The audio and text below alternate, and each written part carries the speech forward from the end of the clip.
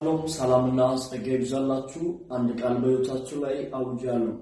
ለረጅም ጊዜ ቆይቶ ዘገይቶ ያስጨነቃችሁ ነገር፣ ግራ ያጋባችሁ ነገር ከዚህ ማይክሮ ሰከንድ ጀምሮ በጌታ በኢየሱስ ስም ተለቀቀ የሚል ዜና መስማት ይሁንላችሁ።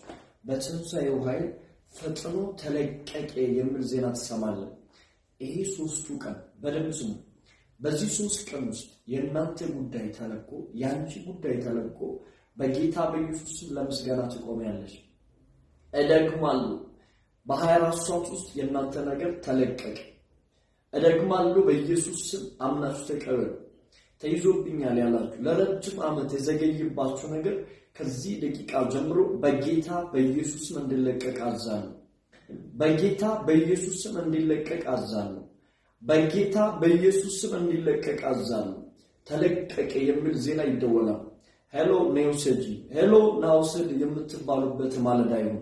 ፈጥኖ በረከታችሁ እጃችሁ ይግባ። ፈጥኖ የተያዘባችሁ ነገር ተለቆ እጃችሁ ይግባ። በኢየሱስ ስም አዝዣለሁ።